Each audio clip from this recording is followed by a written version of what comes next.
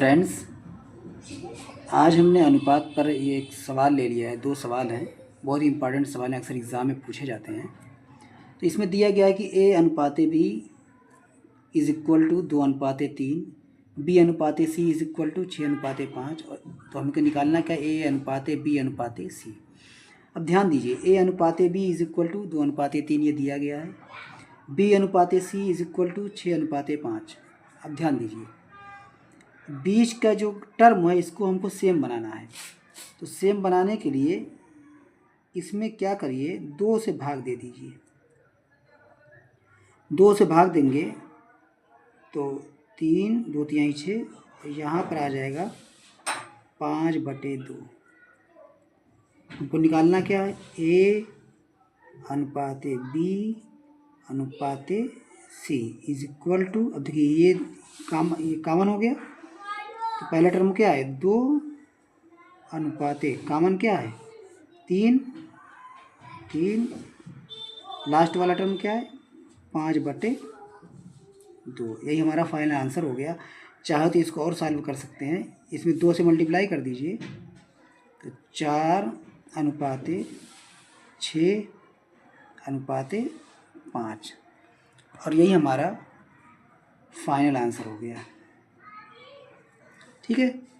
और दूसरा सवाल है, इफ़ a अनुपाते b is equal to c अनुपाते t is equal to e अनुपाते f is equal to 1:2, then 3a plus 5c plus 7e अनुपाते 3b plus 5d plus 7e, इसका हमको मान निकालना है। ठीक है। तो ध्यान दीजिए, a अनुपाते b का मतलब a/b, यानी a/b is equal to c/d is equal to e/f। तो ये दिया गया है 1/2। ठीक है। अब यहाँ पर ध्यान दीजिए, ये सारे टर्म आप भिन्नात्मक संख्या आप तो तुलना कर लीजिए।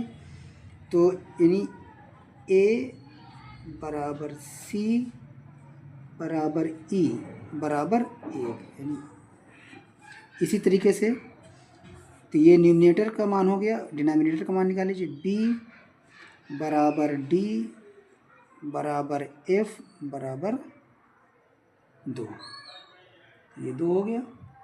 तो अब इसी में रख दीजिए 3a, तो 3a ये जो टर्म है इसी का मान निकालना है, इसमें रख दीजिए।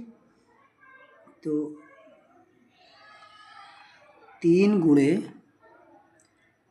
a का मान कितना है 1, 3 गुणे 1 प्लस 5 गुणे c का मान कितना है 1 प्लस 7 e का मान कितना है 1 अनुपाते, यहाँ पर 3 है, 3 गुणे b का मान कितना है 2, d का मान कितना है 2, f का मान कितना है 2। बस इसी को हल कर लीजिए तो हमारा फाइनल आंसर हो जाएगा।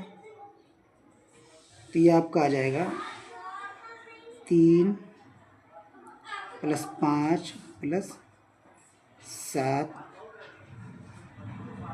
अनुपाते 3 दूनी 6, 5 दूनी 10, 7 दूनी 14। ठीक है। तो 5 3 8 7